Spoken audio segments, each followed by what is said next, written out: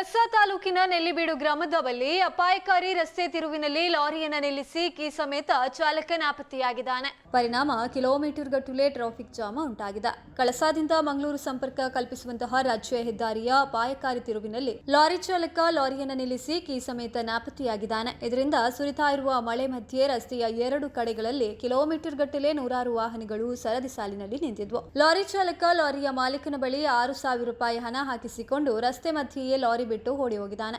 ಸ್ಥಳಕ್ಕೆ ಭೇಟಿ ನೀಡಿದ ಕುದುರೆಮುಖ ಪೊಲೀಸರು ಲಾರಿಯನ್ನು ತೆಗೆಯಲಾಗುತ್ತೆ, ಮಾಲೀಕನಿಗೆ ಕರೆ ಮಾಡಿ ಕೂಡಲೇ ಬೇರೆ ಚಾಲಕರನ್ನ ಕಳುಹಿಸುವಂತೆ ಸೂಚನೆ ನೀಡಿದ್ದಾರೆ. ಲಾರಿ ಚಾಲಕನಿಗಾಗಿ ಕುದುರೆಮುಖ ಪೊಲೀಸರು ಶೋಧ ನಡೆಸಿದ್ದಾರೆ. ಆದರೆ ಲಾರಿ ಚಾಲಕ ಪತ್ತೆಯಾಗಿಲ್ಲ.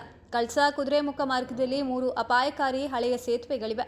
ಭಾರೀ ಪ್ರಮಾಣದ ಭಾರ ಹೊತ್ತಿರುವಂತಹ ದೊಡ್ಡ ಲಾರಿಗಳನ್ನು ಈ ಮಾರ್ಗದಲ್ಲಿ ಬಿಟ್ಟಿರೋದಕ್ಕೆ ಸ್ಥಳೀಯರು ಕೂಡ ಅಧಿಕಾರಿಗಳ ವಿರುದ್ಧ ಅಸಮಾಧಾನವನ್ನ ಹೊರಹಾಕಿದ್ದಾರೆ. 3ರಲ್ಲಿ ಒಂದೇ ಒಂದು ಸೇತುವೆ ಕಳಚಿ ಬಿದ್ದರೂ ಕೂಡ ಕಳಸಾ ಹಾಗೂ ಕುದುರೆಮುಖ ಸಂಪರ್ಕ ಸಂಪೂರ್ಣ ಬಂದ್ ಆಗ್ಲಿಕ್ಕಿದೆ. ಕುಸಿಯುವ ಹಂತ ತಲುಪಿರುವಂತಹ ಸೇತುವೆಗಳಿರೋ ಈ ಮಾರ್ಗದಲ್ಲಿ ಭಾರೀ ವಾಹನಗಳನ್ನ ಬಿಡದಂತೆ ಸೂಕ್ತ ಕ್ರಮ ಕೈಗೊಳ್ಳಲು ಸ್ಥಳೀಯರು ಆಗ್ರಹಿಸಿದ್ದಾರೆ. ಕೂಡಲೇ ಲಾರಿಯನ್ನು ತೆರವುಗೊಳಿಸಿ ಸುಗಮ ಸಂಚಾರಕ್ಕೆ ಅನುವು ಮಾಡಿಕೊಡುವಂತೆ ಸ್ಥಳೀಯರು ಹಾಗೂ ಪ್ರವಾಸಿಗರು ಪೊಲೀಸರಿಗೆ ಮನವಿಯನ್ನ ಮಾಡಿದ್ದಾರೆ. ಕುದುರೆಮುಖ ಪೊಲೀಸ್ ಠಾಣಾ ವ್ಯಾಪ್ತಿಯಲ್ಲಿ ಪ್ರಕರಣ ದಾಖಲಾಗಿದೆ.